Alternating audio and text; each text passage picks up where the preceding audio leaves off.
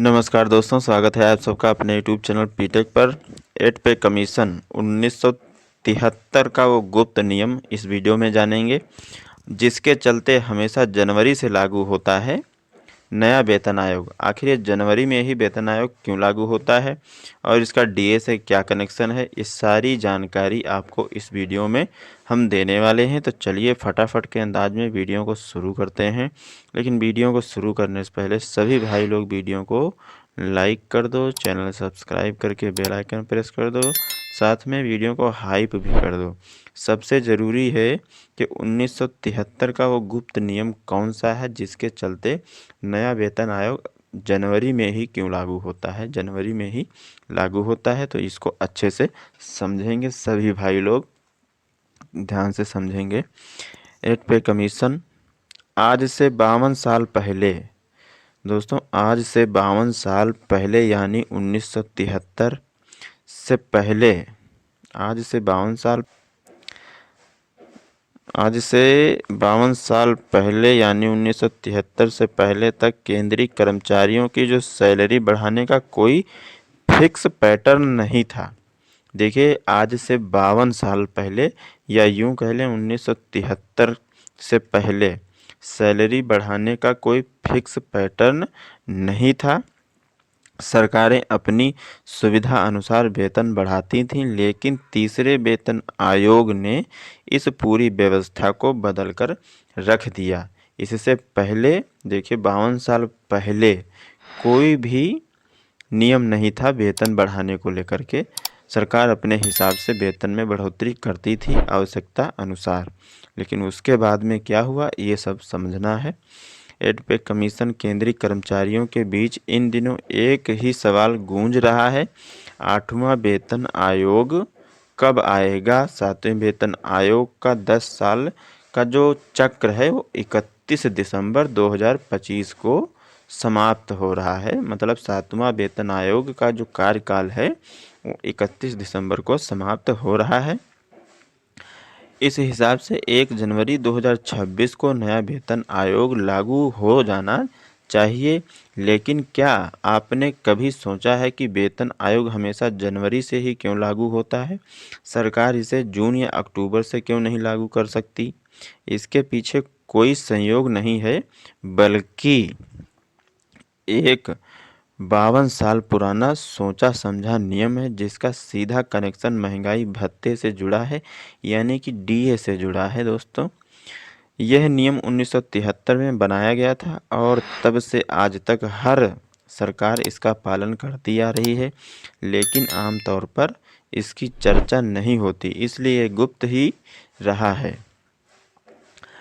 आज से 52 साल पुराने राज्य से पर्दा उठाते हैं और समझते हैं कि क्यों आपकी सैलरी बढ़ने का मुहूर्त हमेशा जनवरी में ही निकलता है। देखिए दोस्तों, जो मुहूर्त की बात की गई है तो ये हमेशा जनवरी में ही क्यों निकलता है, शुभ मुहूर्त जो होता है। फ्लैशबैक 1973, अब जनवरी को बनाया गया लकी डे। देखिए 1973 जब था, जनवरी को लकी डे बनाया गया था। आज से 52 साल पहले यानी 1973 से पहले तक केंद्रीय कर्मचारियों की सैलरी बढ़ाने का कोई फिक्स पैटर्न फिलहाल नहीं था। सरकारें अपनी सुविधा अनुसार वेतन बढ़ाती थीं, लेकिन थर्ड वेतन आयोग ने इसकी पूरी व्यवस्था को बदलकर रख दिया। All India accounts and audit committee के महासचिव हरिशंकर तिवारी बताते हैं, 1973 में तीसरे वेतन आयोग ने सिफारिश की वेतन में संशोधन हर 10 साल में होना चाहिए। जब तीसरा वेतन आयोग लागू हुआ तब उस समय सिफारिश की वेतन में संशोधन हर 10 साल में होना चाहिए और इसे लागू करने की तारीख 1 जनवरी होनी चाहिए। उस समय की सरकार ने इसे मान लिया। इसके पीछे एक बहुत बड़ा आर्थिक और तार्किक कारण था, महंगाई भत्ते यानी डीए का कैलकुलेशन। और जो डीए का कैलकुलेशन है, यहाँ पर इसका जवाब डीए की गणना के तरीके में छिपा है।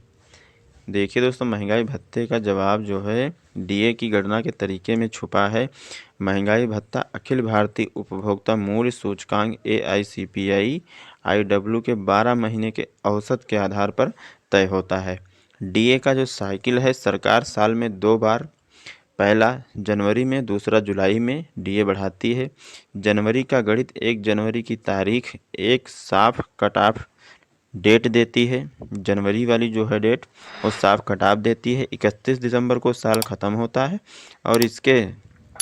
और सरकार के पास पिछले 12 महीनों के महंगाई के पूरे और सटीक आंकड़े होते हैं। इससे यह गणना करना आसान हो जाता है कि नए वेतनमान में पुराने महंगाई भत्ता को कैसे एडजस्ट किया जाए। DA मर्ज नहीं एडजस्ट जनवरी क्यों है ज़रूरी? ये ज़रूरी अपडेट है दोस्तों। DA मर्ज नहीं एडजस्ट जनवरी क्यों है ज़रूरी। और ये जनवरी वाला टॉपिक जो है इसी को आप लोग अच्छे से इसमें देखेंगे। वेतन आयोग का सबसे बड़ा काम सिर्फ सैलरी बढ़ाना नहीं बल्कि वेतन के स्ट्रक्चर को बदलना होता है। जब भी नया वेतन आयोग आता है तो वह पुराने बेसिक पे और उस तारीख तक जमा हुए सारे महंगाई भत्ते को मिलाकर एक नया बेसिक पे बनाता है। इस प्रक्रिया के बाद सैलरी का मीटर रीसेट होकर शून्य हो जाता है। दोस्तों, मीटर रीसेट होकर के शून्य हो जाता है। इसे एक उदाहरण से समझेंगे। 7वें वेतन आयोग है 1 जनवरी 2016 को आया। उस समय तक कर्मचारियों का DA 125% था। जब 7वां वेतन आयोग आया था उस समय कर्मचारियों का जो DA था 125% हो चुका था। आयोग ने पुराने बेसिक पे और 125% DA को मिलाकर एक नई बेसिक सैलरी बनाई और DA को 0% कर दिया। जब भी नया वेतन आयोग लागू होता है तो DA आपका 0% हो जाता है। अगर ये काम साल के बीच में जैसे जून में किया जाता तो DA की गणना अधूरी और जटिल हो जाती। इसलिए 1 जनवरी सबसे साफ सुथरी तारीख होती है जब पिछले साल का पूरा हिसाब किताब हो चुका होता है। हरिशंकर तिवारी कहते हैं, जनवरी की टाइमिंग सरकार और कर्मचारी दोनों के लिए फ़ायदेमंद है। इससे DA को एडजस्ट करने में कोई कन्फ्यूजन नहीं रहता और सरकार को भी अपने अतिरिक्त वेतन खर्च का अनुमान लगाने में आसानी होती है।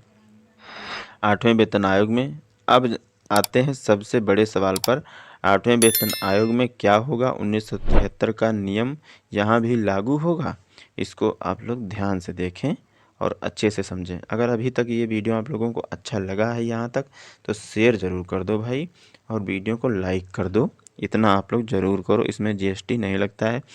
देखिए, लागू होने की तारीख 8वां वेतन आयोग तकनीकी रूप से 1 जनवरी 2026 से ही प्रभावी माना जाएगा, इफ़ेक्टिव माना जाएगा। गठन में देरी। सरकार ने अभी तक आयोग का गठन नहीं किया है। गठन होने के बाद रिपोर्ट आने में 18 से 24 महीने लगते हैं। देखिए दोस्तों, 1 जनवरी 2026 से तो लागू होना है, लेकिन ये मान के चलिए 2027 के अंत में या फिर 2028 शुरुआत में ही 8वां वेतन आयोग पूरी तरह से लागू होगा और बीच का जो भी टाइम रहेगा उसका एरियर आप लोगों को मिलेगा। पैसा कब मिलेगा? हरिशंकर तिवारी के मुताबिक सरकार इसे 2027 के बीच में या 2028 में लागू कर सकती है ताकि इसका राजनीतिक फ़ायदा 2029 के बारे में यहाँ पर भी बात की गई है, लोकसभा चुनाव में मिले। लेकिन जब भी पैसा मिलेगा वह 1 जनवरी 2026 से ही मिलेगा। इसका मतलब है कि कर्मचारियों को 2 से 2.5 साल का मोटा एरियर एक साथ मिल सकता है।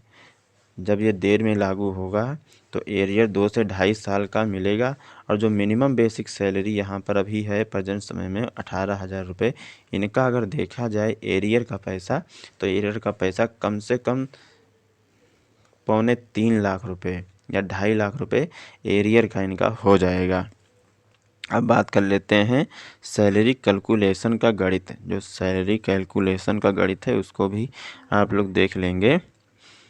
अगर हम यह मानकर चलें कि सरकार 1 पॉइंट मान के चलते हैं, देखिए 1.92 का फिटमेंट फैक्टर अपनाती है जो मौजूदा आर्थिक हालात में सबसे तार्किक लगता है। तो सैलरी कुछ बढ़ेगी तो कैसे बढ़ेगी? मिनिमम बेसिक पे जैसा कि हम आपको बता चुके हैं 18,000 रुपये है, 18,000 रुपये, और इसको 1.92 से गुना कर देंगे दोस्तों। 1.92 से गुना करने पर जो आपकी राशि बनेगी, जो आपका नया वेतन बनेगा बेसिक पे, वो 34,560 हो जाएगा। डीए का क्या होगा फिर? इस देखिए दोस्तों, जो 34,560 रुपये में आपका जनवरी 2026 तक का सारा डीए करीब 60 से 65% शामिल होगा। यानी नई सैलरी स्लिप में डीए फिर से 0 से शुरू होगा। ये आपकी बेसिक सैलरी हो जाएगी अगर 1.92 फिटमेंट फैक्टर रहा तो 34,560 रुपया, और जो डीए है आपका वो फिर 0 हो जाएगा, 0 से ही स्टार्ट होगा। ये है पूरा अपडेट। और यहाँ पर 50 साल पुरानी परंपरा जो देगी मोटा फ़ायदा। देखिए 50 साल जो पुरानी परंपरा है ये क्या है जो मोटा फ़ायदा देगी? तो आप समझ गए होंगे कि वेतन आयोग का जनवरी कनेक्शन कोई संयोग नहीं बल्कि 1973 में बनाई गई एक ऐसी सोची समझी व्यवस्था है। 8वें वेतन आयोग में यही परंपरा निभाई जाएगी, भले ही आपके हाथ में बढ़ा हुआ पैसा आने में 2028 तक का वक्त लग जाए, लेकिन जब भी आएगा 1 जनवरी 2026 से ही आएगा। और ये इंतज़ार आपको लाखों रुपए के एरियर के रूप में एक जैकपॉट ज़रूर देगा। देखिए दोस्तों, तकनीकी रूप से अगर देखा जाए तो जो 7वां वेतन आयोग है वो लागू हुआ था 1 जनवरी 2016 में, 1 जनवरी 2016 में। अब 8वां वेतन आयोग इसी हिसाब से 1 जनवरी 2026 से ही लागू हो जाएगा। और जब भी इसका पैसा मिलेगा, जैसे अभी नया वेतन आयोग लागू होने में 18 से 24 महीने लगेंगे, और इतने समय का जो एरियर रहेगा आप लोगों का वो एक साथ मिलेगा। मान के चलिए, एक बार फिर से बता देता हूँ, 18,000 बेसिक पे करंट समय में है, मतलब प्रेजेंट टाइम में।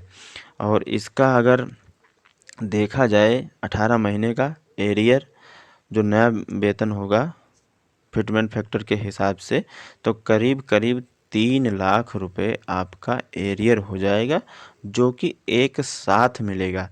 तो ये जैकपॉट का आपके लिए काम करेगा। ये बहुत अच्छा अपडेट है। 1973 का एक गुप्त नियम क्या था, जनवरी में ही क्यों लागू होता है, डीए से कनेक्शन क्या है, ये पूरी जानकारी इसमें आपको मिल गई होगी। इस वीडियो को आप लोग ज़्यादा से ज़्यादा लोगों तक शेयर करें, इस जानकारी को लोगों तक पहुंचाएं।